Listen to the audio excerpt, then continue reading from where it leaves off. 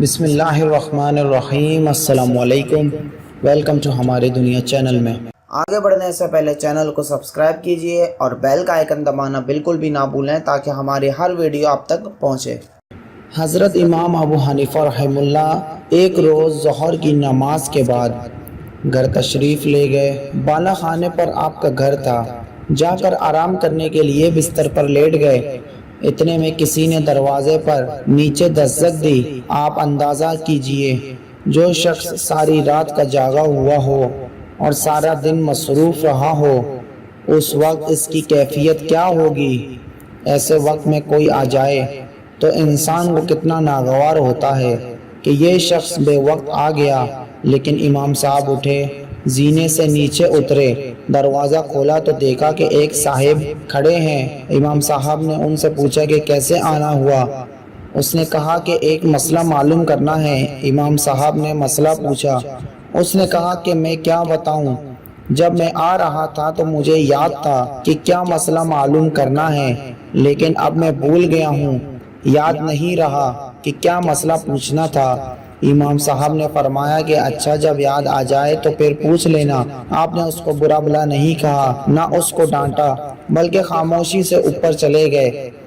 ابھی جا کر بستر پر لیٹے ہی تھے کہ دوبارہ دروازے پر دستک ہوئی۔ آپ اٹھ کر نیچے تشریف لائے اور دروازہ کھولا تو دیکھا کہ وہی شخص کھڑا ہے۔ آپ نے پوچھا کہ کیا بات ہے۔ اس نے کہا کہ حضرت وہ مسئلہ مجھے یاد آ گیا تھا۔ آپ نے فرمایا کہ پوچھ لو۔ اس نے کہا کہ ابھی تک تو یاد تھا، مگر جب آپ آدھی سیڑھی تک پہنچے تو وہ مسئلہ میں بھول گیا۔ اب اگر ایک عام آدمی ہوتا تو اس وقت تک اس کے غصے کا کیا عالم ہوتا، مگر امام صاحب اپنے نفس کو مٹا چکے تھے۔ امام صاحب نے فرمایا اچھا بھائی، جب یاد آ جائے تو پوچھ لینا۔ یہ کہہ کر آپ واپس چلے گئے اور جا کر بستر پر لیٹ گئے۔ ابھی لیٹے ہی تھے کہ دوبارہ پھر دروازے پر دستک ہوئی۔ آپ پھر نیچے تشریف لے گئے، دروازہ کھولا تو دیکھا کہ وہی شخص کھڑا ہے۔ اس نے کہا حضرت وہ مسئلہ یاد آ گیا۔ امام صاحب نے پوچھا کہ کیا مسئلہ ہے۔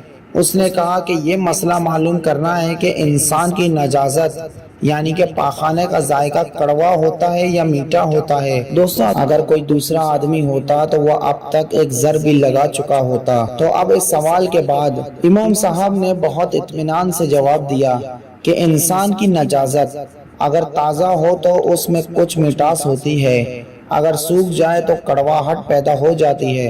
پھر وہ شخص کہنے لگا کہ کیا آپ نے چکھ کر دیکھا ہے؟ حضرت امام ابو حنیفہ رحمہ اللہ نے فرمایا کہ ہر چیز کا علم چکھ کر حاصل نہیں کیا جاتا، بلکہ بعض چیزوں کا علم عقل سے حاصل کیا جاتا ہے، اور عقل سے یہ معلوم ہوتا ہے کہ تازہ نجاست پر مکھی بیٹھتی ہے اور خشک پر نہیں بیٹھتی۔ اس سے پتہ چلا کہ دونوں میں فرق ہے، ورنہ مکھی دونوں پر بیٹھتی۔ جب امام صاحب نے یہ جواب دے دیا تو اس شخص نے کہا امام صاحب، میں آپ کے سامنے ہاتھ جوڑتا ہوں، مجھے معاف کیجئے گا، میں نے آپ کو بہت ستایا، لیکن آج آپ نے مجھے ہرا دیا۔